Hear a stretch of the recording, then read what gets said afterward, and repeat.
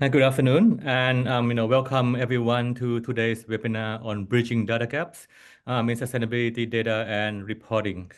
And just before we start, I would like to highlight a few important issues of why this webinar is very important and why this topic is very timely for today's discussions. As many of you may know, SMEs are the backbone of our economies. They represent over 90% of businesses and also contributing significantly to employment and GDP across the Southeast Asia region or the ASEAN region. But at the same time, they also collectively have a substantial impact on the environment. And also Southeast Asia, our region cannot achieve these climate commitments if this important sector is neglected. However, SME are also facing several challenges, to adapt their operations and also to stay competitive, within their supply chain ecosystems. For example, around 20 to 40% of SMEs, in ASEAN are unserved or underserved by formal financial institutions. However, the impact of climate change can also further put their business at risk, constraining their ability to access funding as financial institutions will assess the climate resilience of their projects. However, financial institutions are also having their own issues in evaluating the environmental performance of SMEs due to the lack of credible and reliable data. This also discouraged them from providing more innovative financing solutions to the SMEs. So today's webinar will explore how we can address such issues, what is already happening in the region, what could be the potential solutions, and also how further we can collaborate to provide necessary support to unlock the decarbonization potentials of SMEs. Today we have three distinguished speakers with us, starting with Ms. Lim Shen Ping from the Bank Negara, Malaysia, Mr. Satoru Yamadera, and also Ms. Thinh, my colleagues from ADB, and myself, Kosin, you can call me Pok. I'll be your host and also your moderator for today. Just before we start, we want to make sure to make this a lively discussion, so we would like to hear from you as well, our audience. Please type your question in the Q&A box. You can see on your screen at the right-hand side or at the bottom of your screen. Please do give us the thumbs up, or like existing questions that you also share the same interest, and we'll try to address the most popular question first. So without further ado, let me invite my colleague Thinh to share with us the recent studies that he did, his findings, and then we can start our discussion. Thank you very much, and over to you, Thinh. Thank you. I hope you can hear me well. Just before the meeting, electricity just plugged out in my apartment, so I hope I can stay with you in the next 1 hour. Just with the introduction, my name is Thinh. Currently, I'm working at ASEAN Development Bank as a financial market specialist under the finance sector office.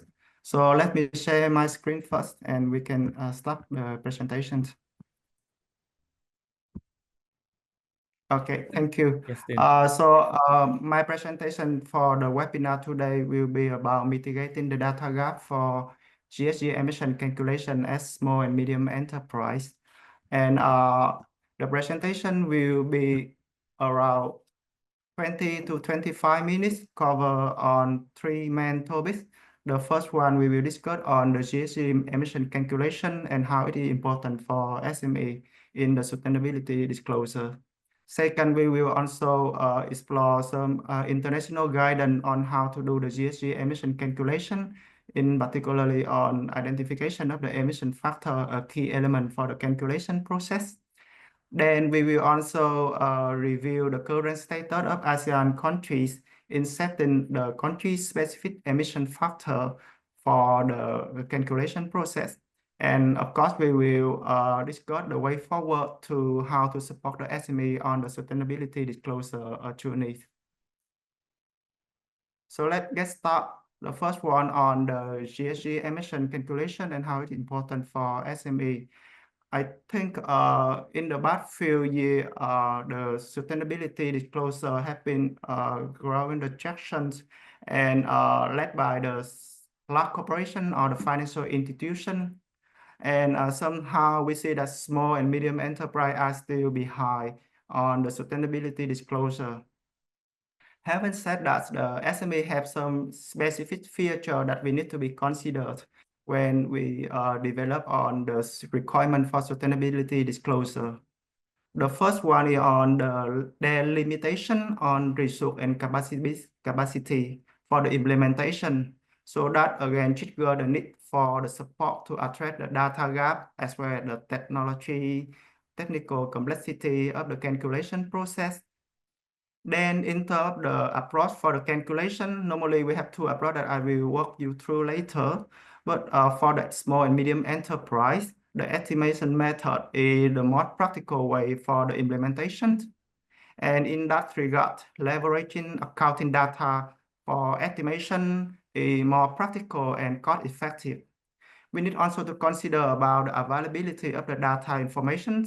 And in case of using the estimation method, it highlights important to enhance the database for emission factor, especially the country-specific emission factor or sector-specific emission factor. Then we need also to consider about the availability of the technologies. Utilize the available technology is essential for SME to close the gap and to meet the requirement on the sustainable reporting. In that trends, we see a growing trend of the startup company to provide a service for the data collection or even offering the online platform to simplify and standardize the calculation process. Last but not least is about leveraging the support for the SME. Apart from the public sector support, we also see the essential role of the big corporation, financial institution to guide the SME in terms of capacity building as well to offer the cost-effective calculation tool for the implementation. A quick question, why do SME need to consider the CO2 emission disclosure? Frankly speaking, at the moment, the small and medium enterprise have not been mandated to disclose the CO2 emission reduction yet. However, the requirement is more stringent day by day. And for instance, the EU, the CSRD guideline currently manage the big corporation or the listed company to disclose, and SME may be required to have that requirement on 2026 or 2027, if I remember correctly. So what is the benefit for the SME to disclose the sustainable information? There are several considerations. The first one that they offer the competitive advantages in the supply chain engagement of the SME with the bigger corporation or the whole value chains.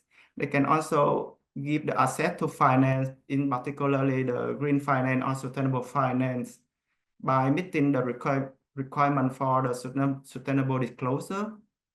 Then improvement in the regulation compliance or the risk management process will also another benefit for the sustainability disclosure. We need also consider about the operational improvement to identification of the source of the emission or optimize the energy use in the input process.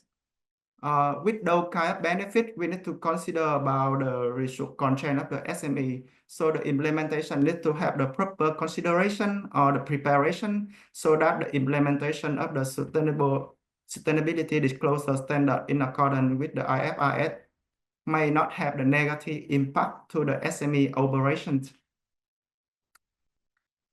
So how about the guidance for the SME GHG emission calculation or the emission factor? Currently, there are quite a number of guidance available in the market for the corporate SME to do the calculation process. And the most notable one is from GHG protocol or the ISO 14064, if I remember correctly. For the one like the GHG protocol, they have very detailed guidance, like 150 page, so that we can look into that and to refer on the step-by-step calculations. For the purpose today, I just quickly preview the overall picture on what is the cycle of the GHG accounting at the companies, and we can refer to the detailed guidance for more information. So basically, the GHG accounting process at a company may have 5 different stages, ranging from setting the boundary for the organization, then go down to setting the boundary for the operation process. After setting the boundary, we can do the identification and calculation process. And after the calculation process, we will do the tracking of the emission source.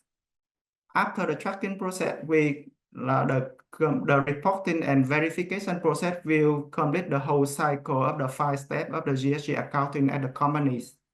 But if we look into more detail of the step 3 about identification and calculation of the GHG emission, we may have 5 more baby steps that I may call, ranging from identification of the emission source. After identification, we will do the selection of the calculation approach. By selecting the appropriate calculation approach, we will do the data collection and choose the emission factor to prepare for the calculation process before applying the calculation tool. And lastly, we will roll up the GHG emission data to the corporate level. So if we're talking on the baby step 2, selection of the calculation approach, normally there are 2 main approaches for our selections. The first one is on the direct measurement, and the second one is about the estimation approach, which is more commonly used in the practice. So basically, the estimation approach is that we identify the activity data and then multiply by the emission factor to come up with a proxy GHG emissions. So I will talk more detail on the emission factor later, but let's step back a little bit and do the comparison between the direct measurement and the estimation approach. So obviously, both have the pros and cons. For instance, the direct measurement, they offer the higher accuracy and real-time data collection with a more granular information, but it will again compromise the cost implication to install and maintain the measurement equipment. It also requires the technical expertise for the company to operate and the calibration. On the other hand, the estimation approach offers the cost effective because we can avoid the direct monitoring expense. And it's also easier for the company to implement with a multiple site operation, and it can be scalable to account for the indirect emission like the scope 2 or scope 3. However, it will be compromised by the lower accuracy because it's more dependent on the selection of the assumption or the emission factor, activity data, and because of that, it has some potential for manipulation or the error during the estimation process. And because of that, for the regulatory audit, it may less useful compared to the direct measurement, which require more detailed calculation information. So how about the emission factor? For this one, the IPCC with the Intergovernmental Panel for Climate Change had defined the emission factor as a coefficient that quantify the emission or removal of the gas per unit of activity. And indeed, the IPCC, they categorize the emission factor into 3 tiers. Depend on the complexity and the detail of the tier. For instance, the tier 1 which is the most basic method, by utilization of the default emission factor provided by the IPCC. Then upper the ladder, we have tier 2 or the tier 3. For instance, the tier 2 with using more granular information like country-specific emission factor or technology-specific emission factor. And then the tier 3 with using the model or the data from direct survey or measurement. So in general, the recommendation from the IPCC is that we apply the tier selection following the magnitude of the GHG emission shock of the company or the countries. For instance, the tier 1, with the most basic one, can be applied for the GHG shock with the lower impact. And tier 2 or the tier 3 can be applied for the more significant GHG shock in the company or the country inventory. There are several reference shock that we can find the emission factor for the calculation process. For instance, we have the IPCC emission database. We have the GHG protocol with a lot of third-party database provide there. We also have the International Energy Agency as well. And apart from the international one, the government of the country, they also release the database for our reference on the emission factor like the US or the UK. A quick question again. Why do we need to have the country-specific emission factor? Obviously, we need emission factor for the calculation process and the estimation approach, right? However, the emission factor is quite different country by country, depending on several features that may affect on that. For instance, I just list down several features like the fuel composition or the quality of the fuel in each country may different. And second, like the energy efficiency or the technology adoptions in the manufacturing process in each country could be different as well. The third one is the most common one, like the difference of the energy, the mix of the energy shock in the grid electricity of each country. Again, the regulatory different, operational standard difference, and climate or operating condition may also affect on the emission factor of each country. So let's pick up a very simple example from a coal-fired power plant. So by using a different stroke of the cone, for example, from India or Indonesia or China or Vietnam, it may generate a different emission factor.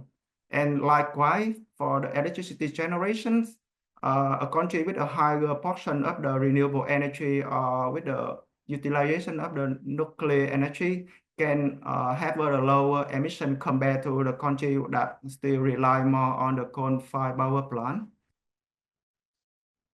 So what is the status of the ASEAN member state in developing the country-specific emission factor? So for this one, the group of authors, including Tomomi and Miko Diaz, have conducted a desktop research on the ASEAN member state by referring to the biannual update report submission to the UNFCCC every 2 years. And from our finding, the tier 1 method with using the default emission factor are widely and commonly used in the ASEAN member states. However, there are certain progression in developing the country-specific emission factor. So for illustrative purpose, we divide the presentation into 4 main categories under the guidance of the IPCC. For instance, the energy, the IBBU with a industrial process and product use. The third category is about AFOLU with a agriculture, forest, and land use. Then we also have the waste management. So for your visibility, we do the color coding with the gray color indicate that countries still utilize the default emission factor by the IPCC. And then we have the orange color which highlight the availability of the country-specific emission factor in certain sub-industry. So as you may refer to the table, for instance, Cambodia or Indonesia, they have the available country-specific emission factor in the cement production, forestry, livestock, or ammonia production. And on the other hand, Brunei and together with Laos or Myanmar, those countries still rely on the default emission factor. And for the red line, Malaysia, Philippines, Singapore, Thailand, or Vietnam, there are several available country-specific emission factor have been prepared and utilized. Also, let's pick up an example on the grid emission factor by country in ASEAN. As you may refer under the highlight yellow mark, we can see that Singapore and Thailand have relatively low grid emission factor compared to Indonesia or Malaysia with a higher end of the grid emission factor, as I mentioned, because of the different in terms of the energy mix. So talking about the status of the SME in develop in support them to have the sustainability disclosure process, what should we do? I think in terms of the approach for the SME with the lower emissions, utilize the estimation approach is still the practical way and cost effective. For that we can utilize the IPCC default emission factor to get the SME to be familiar with the calculation process. And for the SME with the higher emissions, use the hybrid calculation like by apply both direct measurement or key GHG slope together with the estimation method in the less critical slope can be helpful for the common needs. And on top of that, utilize the available technology for the calculation process and data gathering is essentially for the small and medium enterprise to meet the requirement of the sustainability reporting, particularly on the GHG emission disclosure.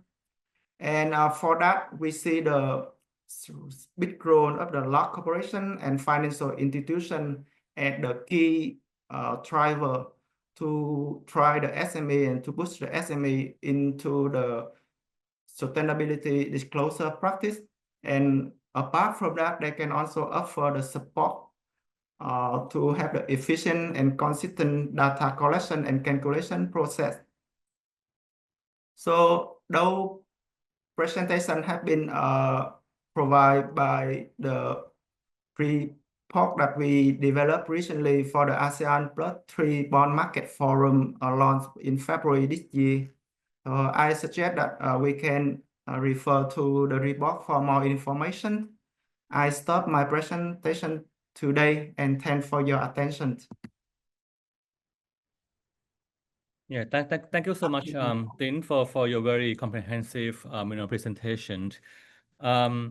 But just one thought from me is that if we are to encourage SME to even think about this, I think one critical consideration is that we need to make sure that this can lead to some of the cost reduction, right? And also for SME to stay competitive in the supply chains. And based on our discussion with many SMEs in the region, many of them are thinking about short-term survival, right? And how to integrate ESG or sustainability into their strategy is often as a secondary priority for them, right? So just before we move to Pink, to talk about the Bank Negara's greening value chain programs, I think one question for Thinh was that you mentioned about the use of the indirect approach, right, for calculating the GHG emissions. The question for me is that how about countries that doesn't have the emission factor, right? You mentioned about the IPCC, and also I believe there is a need to localize, the IPCC emission factor to the local context. So what would be, in your views, what would be the practical approach for countries that doesn't have emission factor, and that they want to support the SMEs decarbonization? Thank you, Paul. I think for that questions, the quick answer from me is to recommend the SME to utilize the available default emission factor provided by the IPCC so that they can get to know on the typical calculation process and try to utilize the available country-specific emission factor with available in the local context so that they can gradually to advance in their calculation process. And apart from that, this again stress on the importance for the public sector or the government try to develop the country-specific emission factor to facilitate the calculation process. And not just developed by in the country. I think that there are the certain benefit in terms of the regional cooperation among the different countries with the similar context or the economic condition. They can have the similarity and they can work together as well to collaborate and to enhance the country-specific or regional-specific emission factor together with the enhance the transparency information as well. Right. Thanks so much, Thinh. And I'm glad you bring up that regional collaboration, factor as well, because that can link nicely to Ping's presentation, right, from the Bank Negara Malaysia. So I think Thinh talk a lot about the importance of having the baseline for GHG emissions, especially for SMEs, and Bank Negara has also been prioritizing the support of SMEs, to green their operations, right? And so can you tell us more about these programs?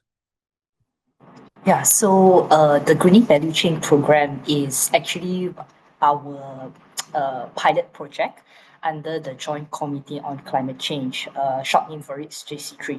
So what is this JC3? It is a regulated industry platform that consists of 21 members, including financial institutions, where we band together as a nation, approaching through the whole of nation approach, whereby we really slice and dice what it takes to have collective climate action. So what makes Greening Value Chain program interesting is because it is our first attempt, not only as a central bank, but as from a regulator perspective, to work with other implementation partners that goes beyond financial sector. What has spurred this initiative is because we wanted to, we acknowledge that getting businesses, especially SMEs, to transition requires beyond financial assistance.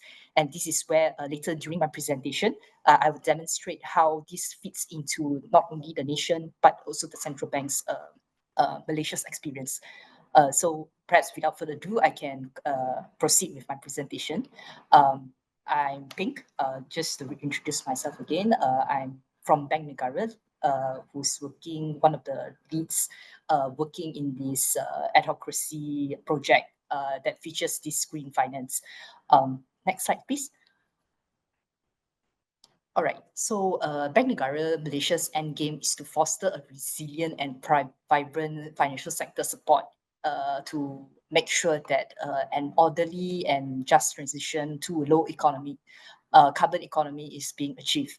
And in order to achieve this, we need to make sure that financial systems are able to safeguard themselves against climate and environmental related risks, and also to facilitate the real economic transition in a just and orderly manner. And therefore, we see the financial sector playing a dual role. which is one. On the left-hand side, they need to be a catalyst and enabler. In short, they need to finance green.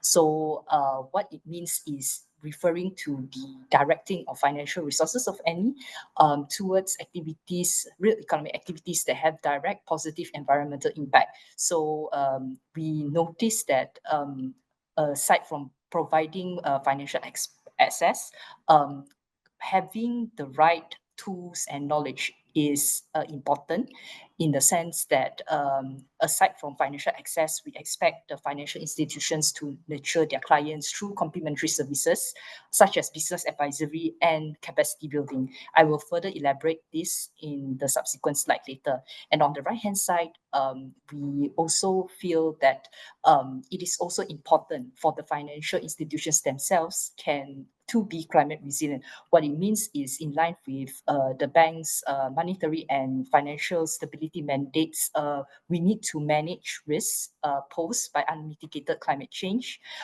risks to financial intermediation, and accounts these risks appropriately in consideration with risks to growth and inflation. Some strategies may include the integration of climate and environmental risk into regulation and supervision of the financial institutions.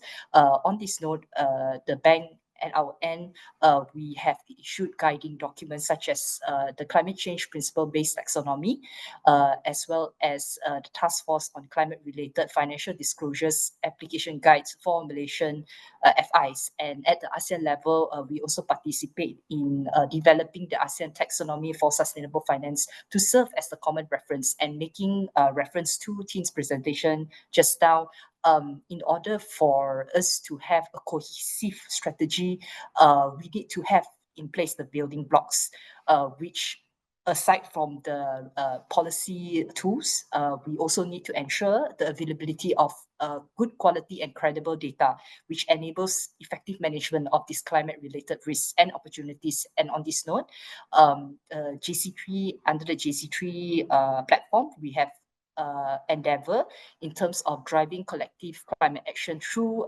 developing this climate data catalog that contains 15 data groups from 202 data providers, which consists of government agencies and third-party database. Right. Next slide, please. All right.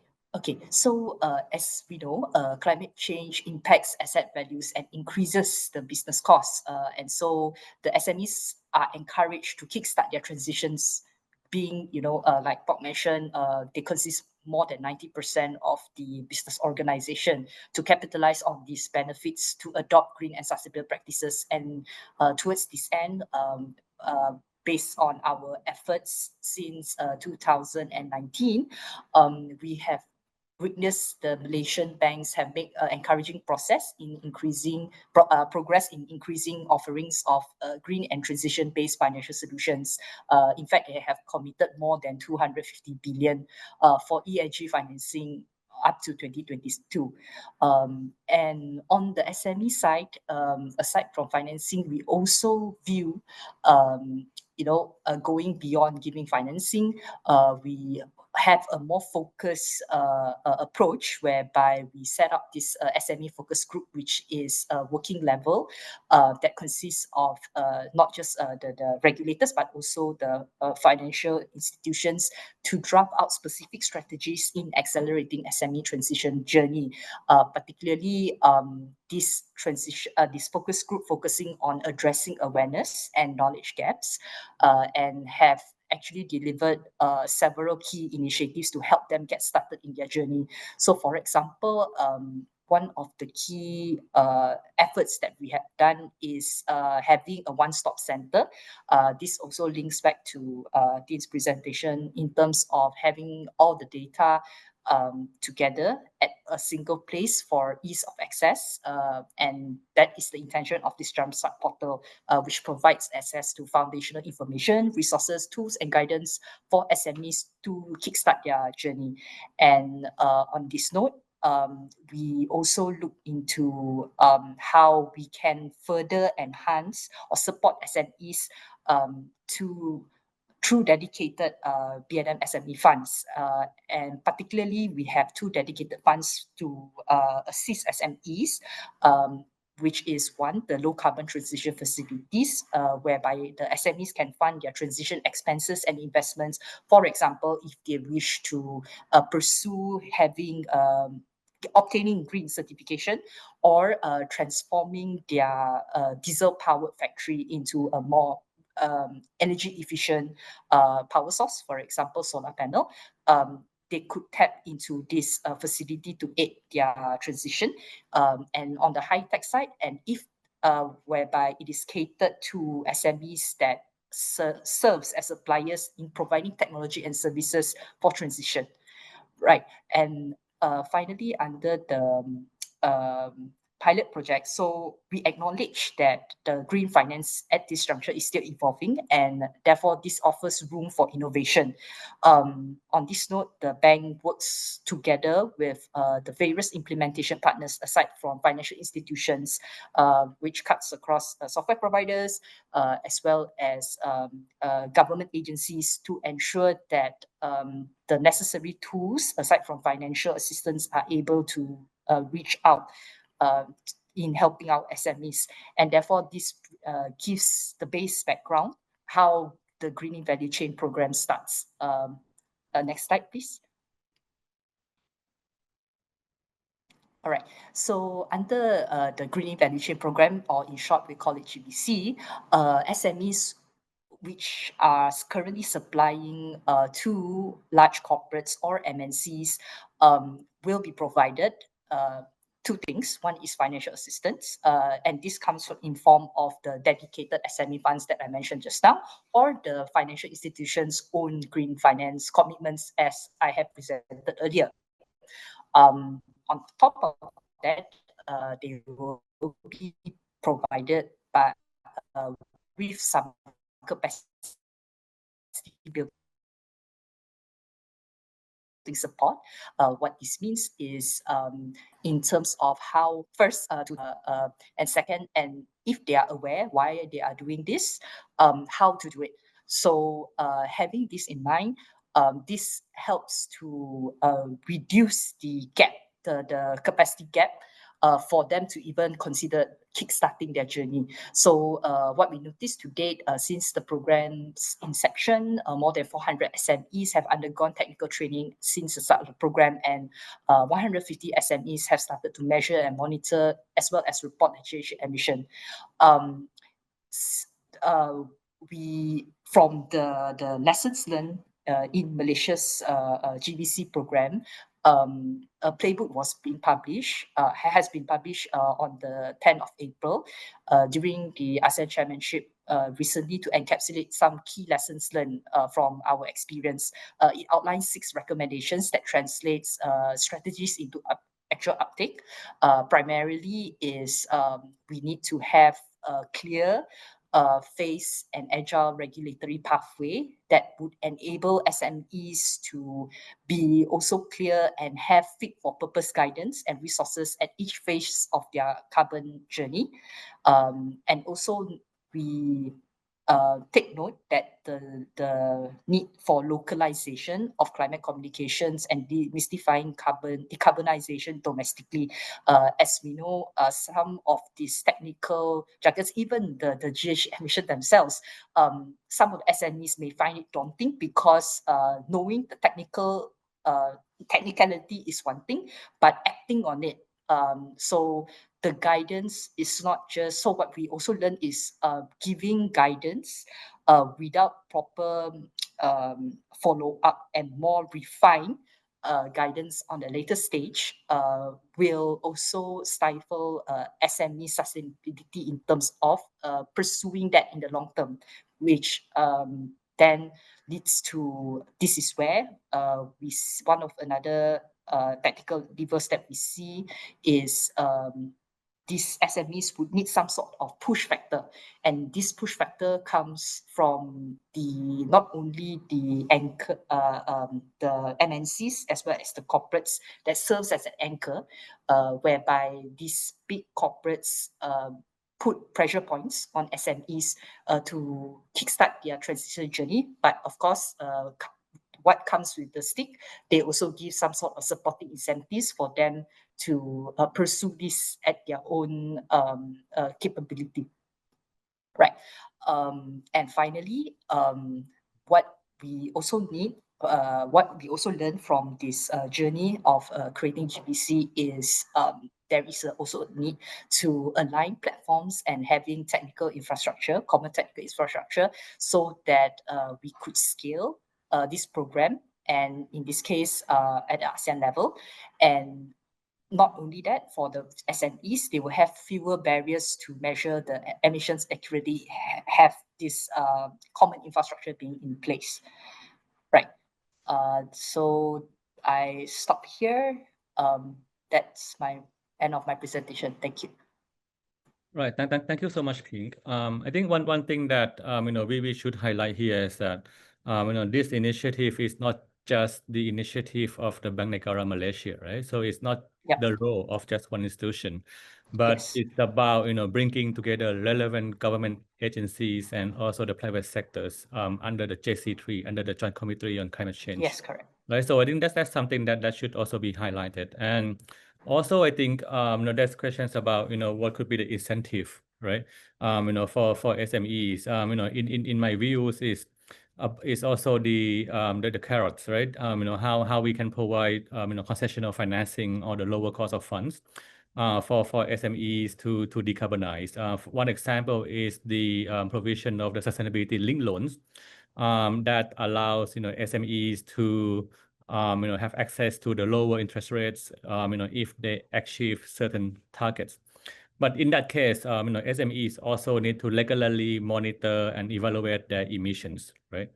From what we have discussed, also with the Bank Negara, as we develop the playbook, we also found that, we also need to make sure that SME wants to see, cost reduction, right? Immediate cost reduction. Right, and once they see that, once they recognize, one hotspots, they will start looking for others, right? And that will actually help them to streamline, their operations, to make it more efficient. But just one question to Pink, please. I talk about the incentive, sustainability linked loans, that we can provide, concessional funding, that the Bank Negara is providing. Have you observed any challenges, coming from the financial institutions to actually the implementing partner of these programs? Yeah, sure. So basically, as you rightly mentioned, maybe I could start off with the SMEs themselves first. So I think what is important is setting the business case for them. So setting the business case for SMEs is not just SMEs' responsibility, but the players within the ecosystem. So like you rightly mentioned, why should I do this, right? If we can't convince putting in a clear narrative for the SMEs to even kickstart this journey, then we don't need to talk about the rest of the things. So on that note, what is important is the closest touch point to the SMEs would be the financial institutions. And as I have shown in the previous slide at the starting, that is where the institutions themselves would need to be ready and willing to offer additional support aside from financing. That is where, for your information, in one of our guiding principles, the CCPT, we emphasize key considerations being taken if the SMEs show improvement and remedial action is taken, and as well as we expect the SMEs for them to we expect the financial institutions to take on a nurturing role. However, in order for the financial institutions to be able to take a nurturing role, that there are a few considerations. One is they themselves would need to know what they are talking about and selling. And secondly, the challenge part is, I feel that the financial institutions at this juncture are still in that mindset of, green financing is like your normal typical loan, but we see the mindset being shifted slowly with continuous capacity building efforts being done. through the GC3 efforts, and also through working with implementation partners. So maybe I would say some of the things that we heard from financial institutions would be relevant at the beginning, but at this juncture, as the program progresses, so through one of our observation, that challenge becomes less relevant. So for example, when we first kickstart the program, a lot of financial institutions were saying, okay, what exactly we need to do to help them, and is it too much of a trouble to even do things differently? So what we then do as the central bank, we pull in all these experts to come in, and we work together as a whole ecosystem to address this challenge. Right. Thank you so much, Pink. I see in the Q&A box, seems like they are, our participants are coming from different countries. So just a quick question for you, Pink. Just maybe 2 or 3 points. If our member countries, would like to replicate this program in their jurisdictions, what would be the key considerations, or would you say as a key success factors to implement this program? Okay, so there are 3 key elements. One is we need to analyze or understand the law of the land. So why this is important is because we need to send a clear policy signaling, which means setting the tone for the top. This is crucial to build a strong business case for SMEs, like I mentioned just now, to include transition as key business consideration. This is also kind of related to some of the questions that I saw in a Q&A, which is, for example, what are the incentives, what are the policy levers, and that kind of thing. So in short, these need to be coupled with the right calibration of regulatory push, as well as incentives given to SMEs to kickstart their journey. Secondly, we need to adopt a whole of ecosystem approach, which is a collaborative and coordinated effort, which leverages on each other's expertise in designing comprehensive solution. So this is where I think just now in the previous discussion, we mentioned about the different pace of development and different circumstances of ASEAN member countries, and those would need to take into consideration. So what I'm trying to allude to is the recipe for GBC in Malaysia. The core model could be replicated, but they need to be quite substantial modification based on the SME characteristics, and also how the economic considerations as well. And lastly, having SMEs to kickstart is one thing. We also need to have in mind how we can make sure that the SMEs remain agile to adapt to sustain this change. So what it means to policymakers and other member countries is they will need to adopt this iterative mindset for continuous improvement and continuously improve, as well as seek cross broader collaboration. For example, posting their own progress so that the other member countries can benefit, and we could collectively add on to enhance the program in the region as a whole. Right. Thanks so much, Pink. So if I could turn back to Tomo-san, given what Thin has presented, what Pink has presented about the GVC programs, as a development bank, what is our role to helping our member countries? Yeah, thanks, Spock. At least first, I think we need to make sure that the relevant parties, regulators, financial institutions, large corporate, they understand their responsibility. As Thin highlighted, there are significant role by the financial institutions and large corporate, which sort of has the large supply chain network, and engaging with the SMEs. They have a kind of a responsibility. So we need to make sure that they understand that. Also, there are some differences, depends on the level of economic development. So we are the one to make sure that we can provide some sort of equal footing. And also, when it comes to the global implementation of various accounting rules and disclosure rules, we should be able to support how to sort of implement those in a more very much aligned manner, particularly in the same region like ASEAN. Thank you so much, Tomo-san. Now let me turn to the questions, from the floor, from the chat box. There's one question from Priya. Most of the SMEs face more immediate physical climate risk. Would adaptation plan to address physical climate risk make more sense at this point for SME in Asia until the transition risks become more financially material before GHG emissions tracking? Maybe Tomo-san? Yeah, so actually adaptation is always the challenge, not only for the SMEs, but also society in general. And the solution for the adaptation is probably needs to be led by the government. Actually, what we are showing here is that to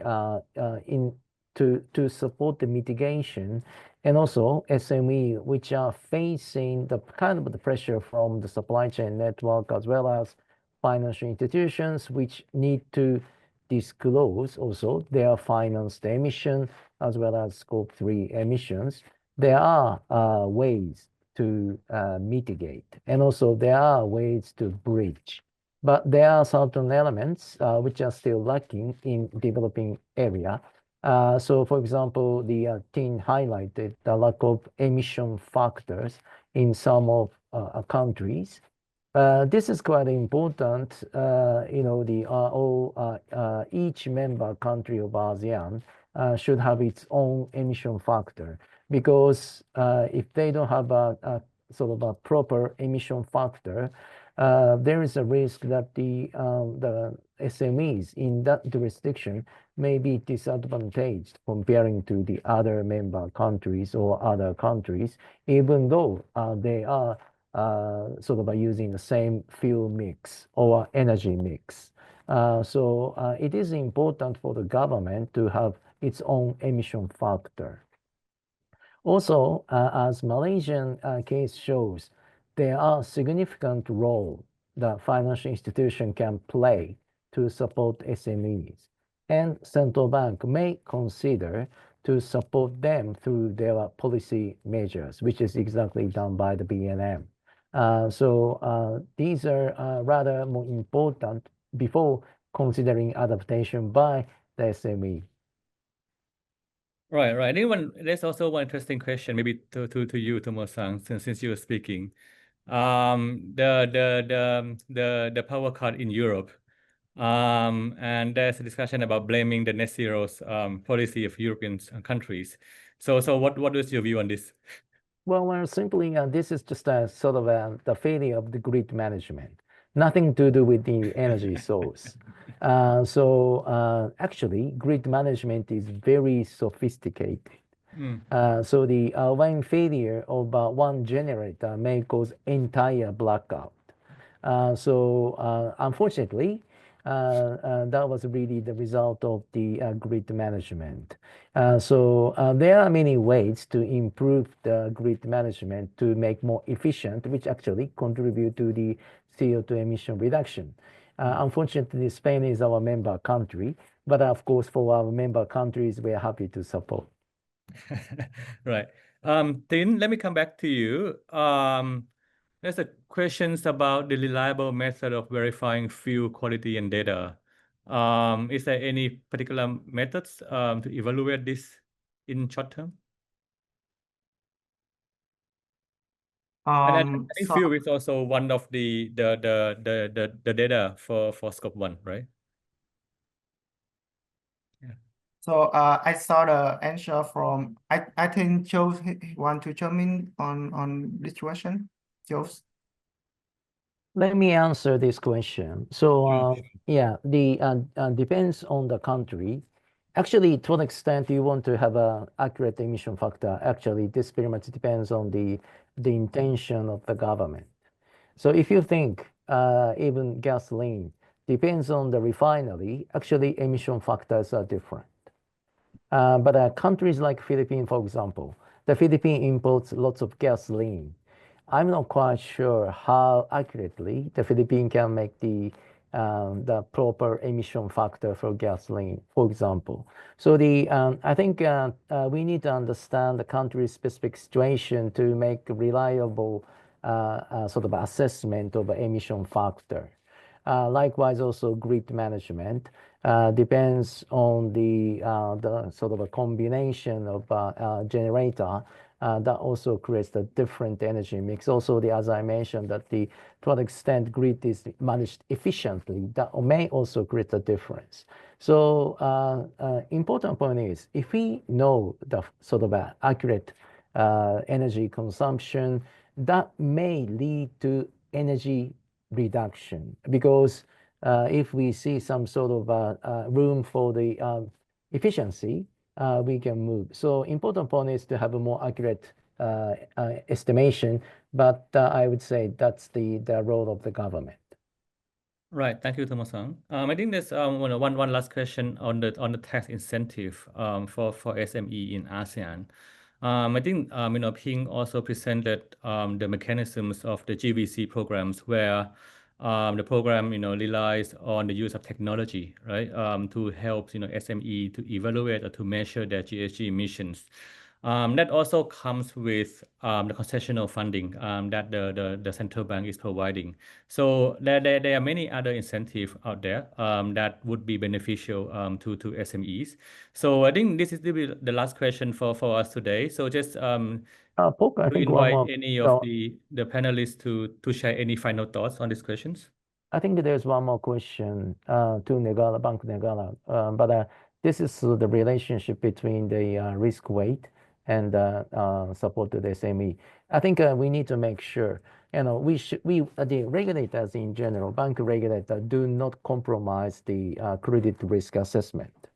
So well, of course, the central bank make a sort of some important role to support green finance, but the green finance and riskiness, management of riskiness of the bank is very much separate issue, and there's no room for central banks to commingle it. All right, thank you, Thomas-san. So I think that's the time that we have for our discussion today. Actually, time flies. So we hope that our discussion today was fruitful and also beneficial to all the participants joining us here today. Just before we close today's webinar, we would like to invite you to join our next Asian Impact webinar on the future of digital economy agreements in Asia, to be held on the 15th of May. That is Thursday. From 10 to 11 a.m. Manila time via Zoom. So please do check out the Asian Impact webinar page regularly, as well as our Chief Economist X account for more updates. And thank you very much for today, and we look forward to seeing you again very soon. Thank you very much.